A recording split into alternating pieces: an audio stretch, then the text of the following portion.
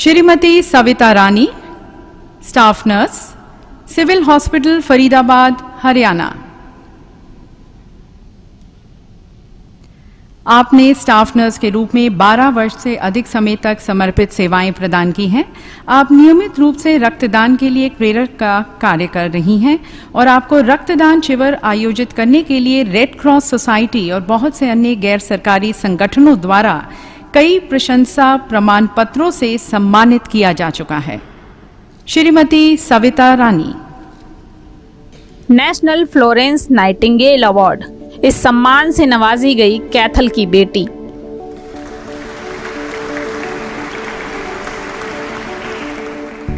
किसान परिवार की सविता रानी को क्यों मिला ये राष्ट्रीय पुरस्कार? सविता की जुबानी साधारण नर्स से राष्ट्रीय पुरस्कार पाने तक की कहानी।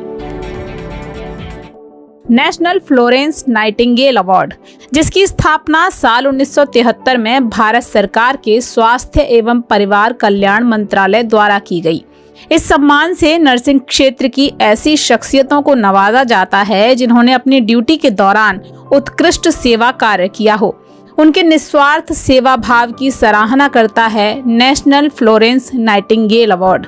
इस अवार्ड का नाम the lady with the lamp, दुनिया की पहली प्रोफेशनल नर्स फ्लोरेंस नाइटिंगेल के नाम पर इसलिए है क्योंकि उन्होंने खुद अपना पूरा जीवन निस्वार्थ भाव से लोगों की सेवा के लिए लगा दिया। उनके जन्म दिवस 12 मई की तारीख को अंतर्राष्ट्रीय नर्स दिवस के रूप में भी मनाया जाता है और उन्हीं के सम्मान में नर्सिंग की शपथ भी हाथों में लैंप लेकर की जाती है, जिसे नाइटिंगेल प्लेज कहा जाता है। नर्स जो एक मरीज की देखभाल में उतना ही योगदान देती है जितना उसके उपचार के लिए चिकित्सक का होता है। और जब दौर महामारी का हो, जब सब अपने प्राणों की परवाह औरों से पहले करें, तब खुद और खुद के परिवार से पहले मरीज की सेवा के लिए कर्मठ खड़ी होने वाली नर्स सराहना और इस सम्मान की हकदार हो जाती है। जैसे कि सविता रानी। कैथल में जन्मी सविता रानी जो साल 2008 से नर्सिंग के पेशे में हैं। कोविड काल में उन्होंने जिस निस्वार्थ भाव से मरीजों की सेवा की, उसके लिए बीते साल उन्हें भारत की राष्ट्रपति श्रीमती द्रौपदी मुर्मू द्वारा साल 2021 के नेशनल फ्लोरेंस नाइटिंगेल अवार्ड से नवाजा गया। कैसा रहा उनका साधारण नर्स से नेशनल फ्लोरेंस नाइटिंगेल बनने तक का सफर, सुनिए उन्हीं की जुबानी। नमस्कार, आप देख रहे हैं ग्रीन टीवी। मैं हूं स्मिता सिंह और हम हमेशा आपको कुछ ऐसी प्रेरणादायी शख्सियतों से मिलवाते हैं जिनकी कहानियां आपके लिए प्रेरणा का स्रोत हो सकती हैं, आप उनसे प्रेरणा ले सकते हैं। ऐसी ही अनोखी शख्सियत एक और आज हमारे साथ मौजूद हैं, जिनका नाम है सविता रानी। क्या अनोखा इन्होंने किया है जो आपके लिए प्रेरणा बन सकता है? सब कुछ इन्हीं की जुबानी, इन्हीं से जानते हैं। और आइए बात करते हैं सविता रानी जी से, जिन्हें साल 2021 का राष्ट्रीय फ्लोरेंस नाइटिंगेल अवार्ड दिया गया है। राष्ट्रपति द्रौपदी मुर्मू जी ने उन्हें ये अवार्ड दिया है। हरियाणा की रहने वाली हैं सविता रानी, लेकिन क्यों उन्हें ये अवार्ड मिला है, उन्हीं की जुबानी जानते हैं उनकी कहानी। सबसे पहले बहुत बहुत स्वागत है आपका ग्रीन टीवी में। Thank you. सविता जी, आपको 2021 में एक राष्ट्रीय पुरस्कार मिला है, फ्लोरेंस नाइटिंगेल अवार्ड, जो कि नर्सिंग के क्षेत्र में अच्छा काम करने वाले, कुछ ऐसा उत्कृष्ट काम करने वालों को दिया जाता है। तो आपको भी ये अवार्ड मिला। कोविड के दौरान बहुत अच्छी देखभाल आपने मरीजों की जिसके लिए आपको ये अवार्ड मिला। और कुछ इसके बारे में बताएं। ये अवार्ड जब मुझे मिला तो मेरी खुशी का मतलब ठिकाना ही नहीं था कि इतना खुश मुझे लगा कि पूरे हरियाणा में से मुझे ही चुना गया है। और जब हम कोई अच्छा कार्य करते हैं तो हमें लगता है कि हमें कोई अप्रिशिएट करे, कहीं से हमें कुछ सम्मान मिले। तो जब मैंने भी यही सोचा कि जब मुझे ये अवार्ड मिला कि हाँ, किसी ने मेरे कार्य को देखा, मुझे अप्रिशिएट किया, तो मुझे बहुत अच्छा लगा। कोविड के दौरान जब सब अपने घरों में बंद रहना ज़्यादा महफूज लगता था सबको, उस दौरान अपने बच्चों को छोड़कर ऐसे मरीजों की देखभाल करने के लिए जाना जिनसे सब दूर रहने की, कि 2 गज की दूरी, मास्क है ज़रूरी वाला चलन जब चल रहा था, तो वो कैसा अनुभव था उस दौरान का आपका? डर का माहौल था, देश ही नहीं पूरी दुनिया भर में।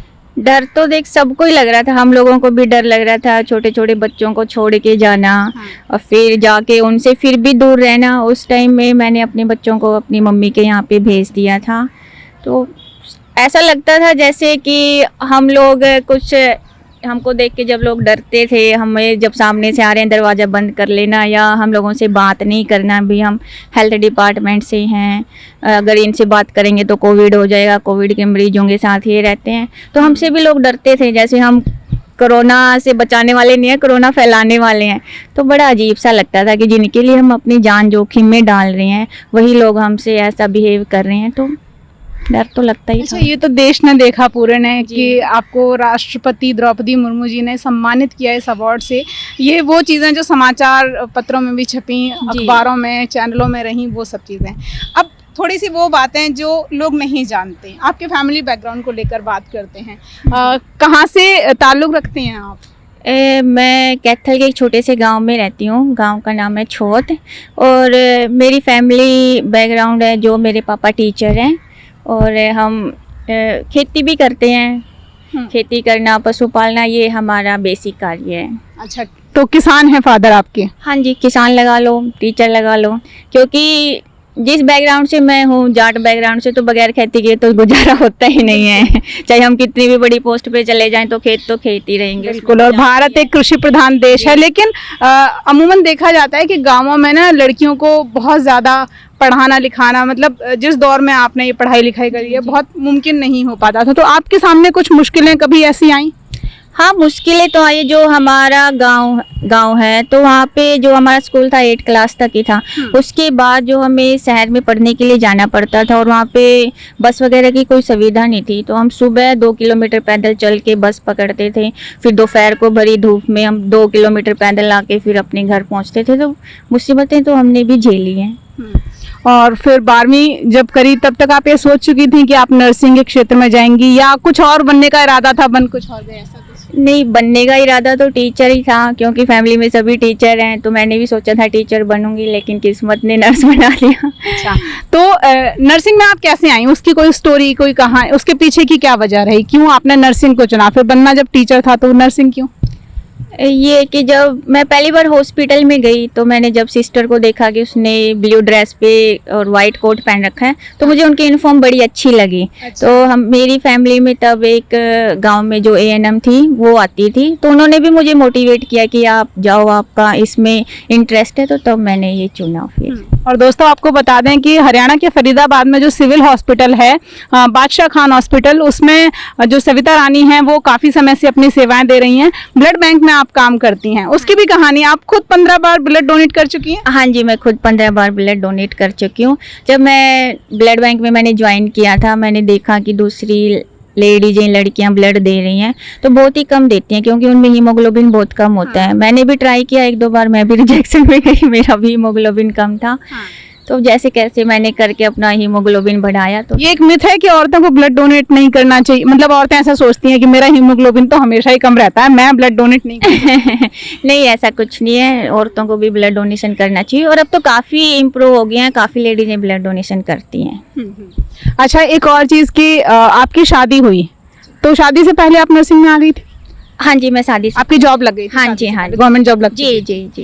तो शादी के बाद ये सब चीज़ें कैसे मैनेज की? आपके लिए कुछ मुश्किल रहा ये सफ़र, यहाँ तक पहुँचना? मतलब कैथल के गांव में पली बड़ी लड़की, किसान परिवार में पैदा हुई बेटी, और फिर राष्ट्रपति भवन तक पहुँचना, राष्ट्रपति के हाथों सम्मानित होना, मतलब एक ख्वाब सा होता है बहुतों के जीवन का, जो आपने साकार किया है। जी, शादी के बाद जिम्मेवारियां तो बढ़ जाती हैं। एक तो नई फैमिली में आना, सबके साथ कैसे मैनेज करना, फिर साथ में जॉब भी, और जॉब भी उस टाइम पे मेरी नई जॉब लगी थी, लेकिन मेरे सास ने और मेरे हस्बैंड ने मुझे काफ़ी कोऑपरेट किया है, तो उनकी वजह से सब मैनेज हो गया। कहते हैं कि कामयाब पुरुषों के पीछे महिलाओं का हाथ होता है, कामयाब महिला के पीछे पुरुष का हाथ है। पुरुष का हाथ है। इनके पति ने इनको काफ़ी सपोर्ट किया। और आपको बता दूं मैं दोस्तों यहाँ पर कि जो सविता रानी जी को अवार्ड मिला है, फ्लोरेंस नाइटिंगेल अवार्ड, ये अवार्ड 1973 में भारत सरकार ने गठन इस अवार्ड का किया था, तब ये रखा गया था अवार्ड। ये ऐसी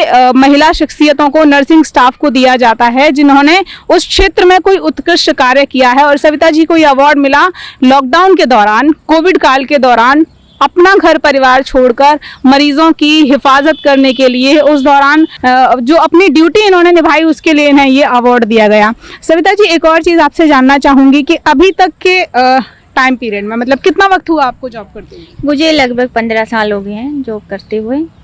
तो लोग कहते हैं, मैंने काफ़ी लोगों के मुंह से ऐसा भी सुना है कि यार बड़ी हेक्टिक लाइफ होती है, बहुत मतलब मैनेज नहीं कर पाते हैं, फैमिली और काम दोनों एक साथ करना बड़ा मुश्किल होता है। तो आपको कभी ऐसा लगा कि यार गलत प्रोफेशन चुन लिया मैंने? नहीं, कई बार लगता है जब लंबी ड्यूटी हो जाती है, कैंप में लंबा टाइम लगता है कि हम सुबह 8 बजे 6 बजे तक ड्यूटियां कर रहे हैं, बच्चे भी छोटे हैं, घर पे कोई देखने वाला नहीं। कई बार लगता है कि हमने गलत वो किया, लेकिन जब लगते दूसरे लोग उस चीज़ की तारीफ़ करते हैं, अप्रिशिएट करते हैं, तो लगता है कोई बात नहीं, 1-2 दिन की बात है तो हो जाता है मैनेज, तो कर लेते हैं मैनेज।